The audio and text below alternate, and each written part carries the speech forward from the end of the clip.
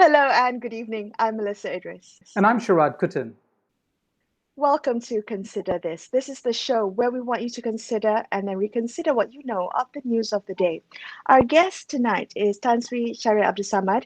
He was the Minister of Domestic Trade and Consumer Affairs in 2008, held the seat of Johor Bahru up till the 2018 general elections, and was the former chairman of the Barisan National Backbenchers Club. Observers have credited him as being an influential figure in UMNO politics. So he joins us on the show today to help us better understand the internal dynamics within the party amid rumors of UMNO taking over the position of Prime Minister. Shahrir, thank you so much for being on the show tonight. We appreciate your time. Now, my first question to you is whether a UMNO Prime Minister is a certainty at this point in time. I think nobody knows, right? It is 4 p.m., but nobody knows. I think the process has to go through as determined by the palace, and we all will wait with bated breath. But as far as UMNO is concerned, I mean, we have never failed our leaders, right? When it comes to a point like this, UMNO decided, okay, the decision to appoint, to select a single name as dictated by the procedure and as required by the palace, you nominate a single name. So we, as the party, I think correctly said, okay, the members of parliament, you're the ones who are going to sign the SD.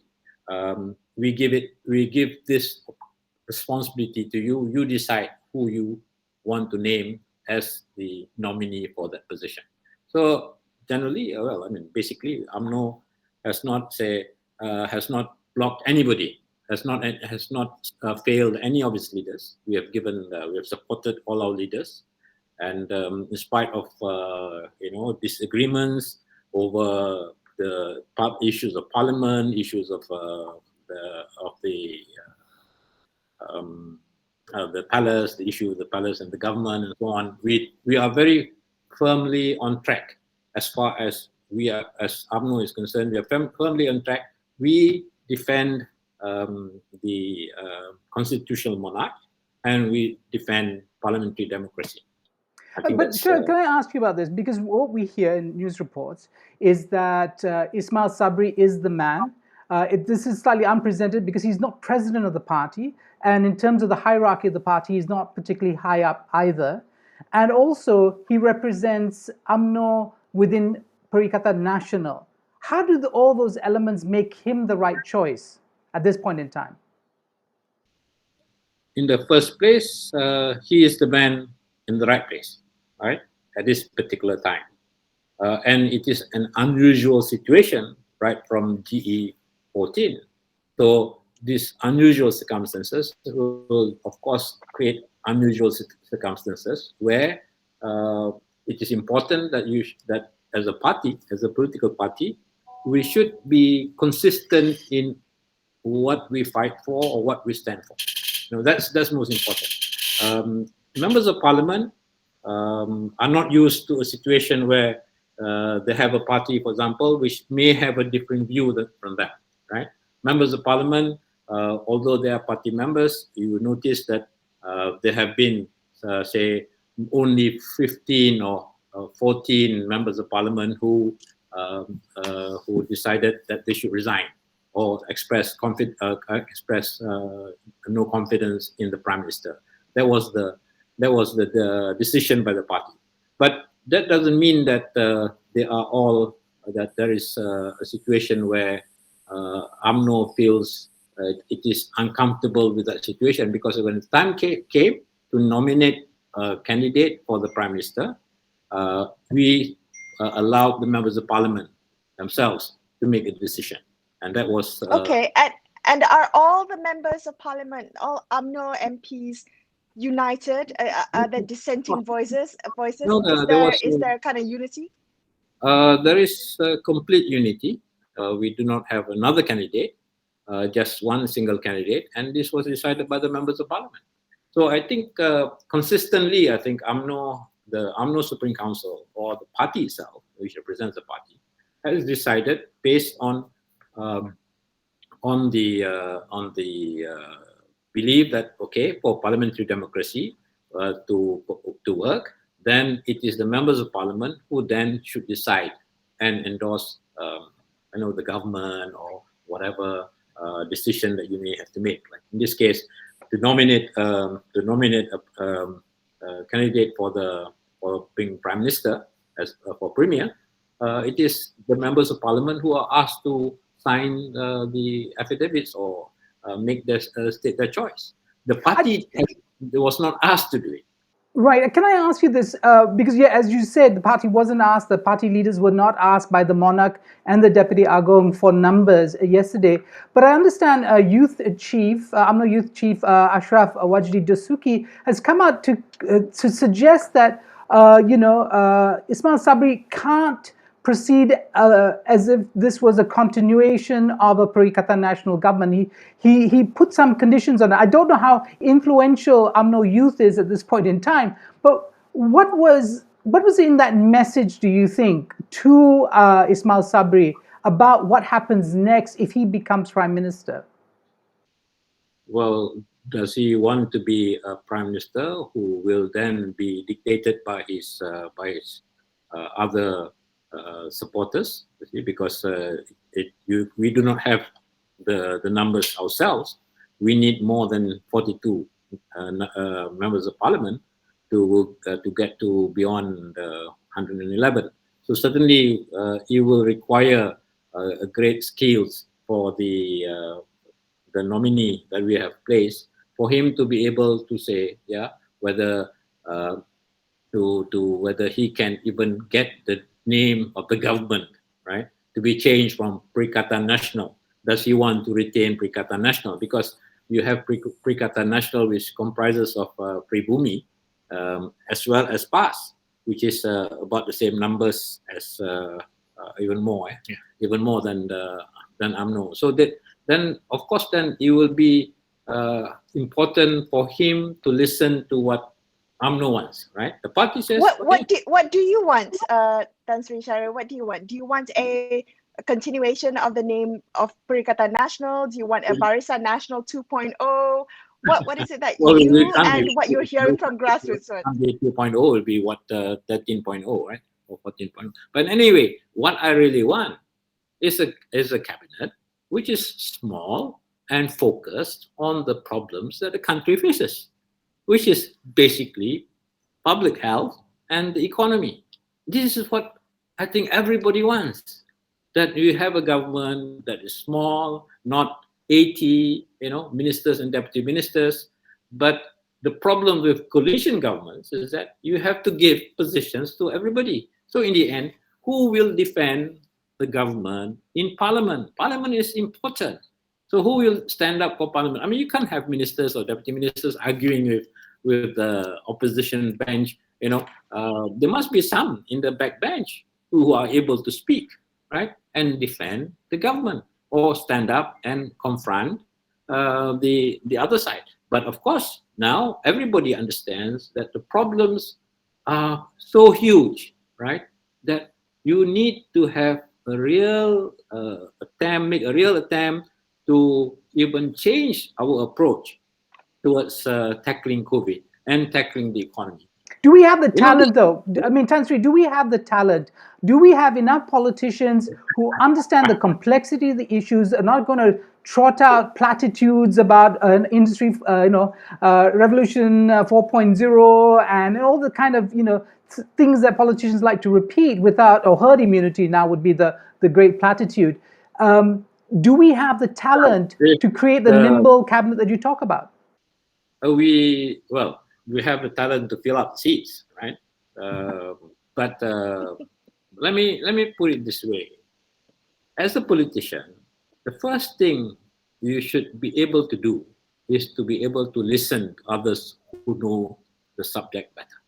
And if you go back to 16 June, when the rulers met at Istana Negara, their statement is interesting. The statement that was issued by the keeper of the royal seal was so fascinating, because they acknowledge these seven things, issues which are, which everybody agrees on. Number one, number two is up to seven, and they are in agreement with seven other items. And the first is the lives of the people must be the first and most important thing to be done. And nobody reads it, how? Why shouldn't? Why? And it goes even better. Number five, for example, it says you must be prepared to ask and listen. You must be inclusive. You must be able to change and innovate. If it doesn't work, something doesn't work, you can change it. So the press statement, the media statement that was issued after the 16 June meeting came after the meeting of all the rulers together with the king. So, and I would imagine, if you are going to be a government and you have the monarchs issuing a statement and telling you number one, number two, number three, number four, which is about COVID, and then listen, be inclusive, find out, change and innovate. This is so important. Right. So, okay, I'm just wondering whether we have talent who are able to go into IR4 and all that. I mean, I am not. I've been minister, right? But I also have to listen to others. I've got a very interesting incident. When I wanted to change the grade of petroleum, grade of petroleum that was being sold at that particular time, it was just, I think, 97 and 93 or 95 or 93, I think. Then it was this, and I called Paul Tan. Paul Tan. I mean, Paul Tan is a automotive. right. And I say, oh, is that you? Are you sure? Are you Datuk Shahrir? Yeah. I say, I want to ask your opinion. I think, can we have two grades of petrol, 97 and 95? And they say, yeah, that's a good idea. But it's so important to admit that you do not know enough. Understood. Right? Okay, and I'm a generalist. I'm so sorry. I'm gonna have to interject here and ask you a question that I've been thinking about, and I'm sure on the minds of many. Where exactly do you see Zaid Hamidi and Najib Razak in a future UMNO-led administration? Will they have a role in power? I think if they do not, if they will be, I think they'll be tied up in the courts for a long time, right? But that does not stop them from taking a position in the party or being the party. But I think it is. I would imagine by now they would probably have, or they may not have announced it, that they realize that UMNO leaders who have court cases will not be standing for elections in the next election. They will not be standing in the next election, I assume. And I've been telling Datuk Sri Najib, perhaps we should think of something else. Political involvement should not be in parliament. I myself will not be standing because I've got 3 court cases that I have to face and settle. And I know it's not going to be over very soon, but it's not fair for the party if someone like me, who has a court case, that we offer ourselves as candidates. So I don't think that either Zaid or Najib should offer themselves as candidates in the next election. And that's where it is so important for them to understand and for people to understand that it is not the same situation again. That, as I said in the interview with Edin, I said, that the concentration of power is not being Prime Minister and Finance Minister. Concentration of power is if you are Prime Minister as well as the President. And that's why UMNO may have to decide, how do you separate the position and the responsibilities of the President and the responsibility of governance. See, there are 2 separate things, because no other Prime Minister in the world has to have to do this kind of thing, that they have got to go out and meet the party leaders and then at the same time govern this country. So we have to move forward to a situation that a political party has to exist as a political party in complete capabilities and ability to even formulate policies and to and to be more than just to just be dependent as a ruling party. So okay, we're going to take a quick break, Tan Sri, but let's come back and continue this conversation. There's still so much to cover. We will take a quick break and be right back here and consider this. Don't go anywhere. Stay tuned.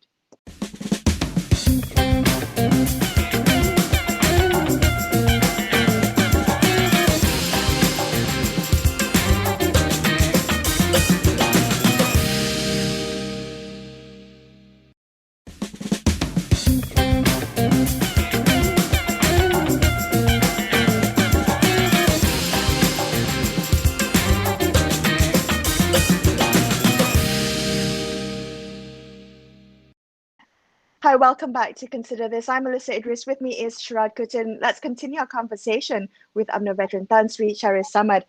Tan Sri, you've publicly criticized the Perikatan Nasional Government before and been quoted in the press. And I'm just wondering what the basis of your concerns, your criticisms are. Is it purely your perception of the failings of the previous administration to manage the pandemic? What are you most concerned about, or what is the basis of your criticism for the PN government? The biggest mistake they ever did, to me, the biggest mistake they did was to suspend Parliament. I think in a crisis, you need more heads. You need unity. You need everybody to get on the same page and to be with you on this and handling of the pandemic, and also how to solve the economic problem and hardship of the people. We have a crisis. If you can't recognize that it is a crisis, there's a big problem. And then you have a crisis, and you do not wish to use, as representatives of the people. We are the members of Parliament. Those in Parliament are representing the people. The people have made a choice. Okay, now you have established yourself as a government. But why do you want to suspend Parliament? Tan Sri, can you answer that question though? Why? Considering Tan Sri Muhyiddin Yassin is a former UMNO member, you must know him very well as a person. Art Aharon, who is the Speaker of the House, used the standing orders in an unprecedented way to stifle Parliament, or at least to silence it. He said on instructions from the executive. Why did they do that? I don't know. I mean, I think I asked Harun the same question. I say, why can't Prime Minister or ministers just approach and sit down with every other member of Parliament, right? Get everybody on the same page, get everybody together. You may argue, you may have to share information, but to say that I do not wish to be disturbed by all these politicians, you are forgetting that you yourself as a politician. Tan Sri, ego. Tan Sri, isn't Ismail Sabri also part of the executive? Isn't Ismail Sabri also part of the Perikatan Nasional Administration? Yes. Wasn't he responsible for suspending Parliament as well? Yes, I'm so disappointed that no minister I ever met during this time, ever worried, was ever concerned that parliamentary democracy was suspended. The Parliament was suspended. I'm so disappointed. I met two ministers. I met two ministers in during the whole duration, and they were acting as though we are ministers. That's it. They're not concerned, and they are Democrats. They're supposed to be Democrats. UMNO is a democratic party. We are the ones who wanted parliamentary democracy. We are the ones who wanted constitutional monarchy, right? And we are the ones who supported the constitution. So, Tan Sri, we go back to the choice of Ismail Sabri then. Question? If Ismail Sabri is so associated with the Perikatan Nasional Government that, in fact, bypass Parliament, as you say, an egregious sin for any Democrat, how can he today stand as UMNO's candidate for Prime Minister? With all the associations he had with the Perikatan Nasional Government. Now he can't blame Tan Sri Muhyiddin, can he? He can't blame anybody else. And because even the palace insists that he should take a vote of confidence if he is the man who's going to be named as Prime Minister. So, sometimes there is a role for the palace. The palace says, the palace was very consistent. Yaakob was very consistent. He wants the parliament to meet 3 times, right? Until the 16th of June. He got his brother rulers together with him and insisted parliament should meet. Emergency should end, right? I mean, with all that happening in the very recently, and you are going to be a potential prime minister, and if PN and the same government comes back, and you repeat the same mistakes, and you have the same attitude, I'm sorry for you. You know, you have not learning from what is being said and what is happening. That's why I said, if you are a minister and the whole all the rulers issued a common statement and said 1, 2, 3, 4, 5, 6, 7. You should have it. You should remember it by heart. Because this is a public document. It's coming from the very top.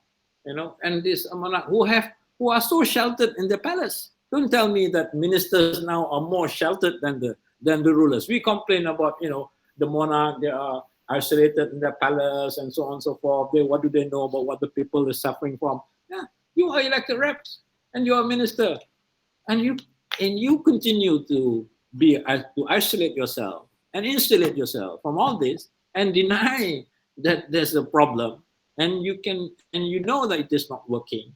Cases are going up, deaths are increasing, economy is. People want to work, right? People want to work because yes. It is in you. You are lucky you're working. I'm lucky because I'm being paid. And I'm very grateful for the job. Can I ask you to address speculation that a minister mentor position could be created soon for Buletin? Could you address those rumors? That is a mess. Why do you bring back a prime minister whose leadership has failed? Do you need to? But if it is the deal that Ismail Sabri has made, just so that he can get the total support from all the component parties of the previous government, then I'm so sorry for him. But UMNO is consistent. We have given you the mandate to decide, the MPs to decide on who you want as the candidate for parliament, for prime minister, and we still have, we have not changed. We are not being corrupted by. So very quickly, because we're running out of time, what are the red lines for you? Is there any possibility that what we will see happen in the coming days is not a resurrection of the Perikatan Nasional, but something new, something nimble? I wish he will then exhibit whoever is prime minister, right? Whoever is prime minister. I think whoever is prime minister would have to respond to the situation, create a nimble, in your words, a nimble cabinet focused on the problems of this country. This is what we have to do as elected representatives. That's why the people gave us the mandate. But if you don't exercise it, and your style is going to be the same, right? You have a reputed mentor minister to help you. Where are you going? I'm sorry, I'm not interested. I have my other concerns and interests. I want to make sure that I win, that my party wins the next election, and I for sure will want to see some changes. If you fail as a minister, and then you certainly cannot be the poster boy and hope to be the poster boy for Barisan Nasional. Thank you so much for speaking with us on the show tonight. That was our conversation with Tan Sri Shahrir Samad, and that wraps up this episode of Consider This. Don't forget to get the latest news and information on COVID-19 vaccines on astroawani.com, as well as our Astro Awani app. I'm Melisa Idris. And I'm Sharaad Kuttan, signing off for the evening. Thank you very much. Thank you so much for watching. Good night. Thank you, Tan Sri.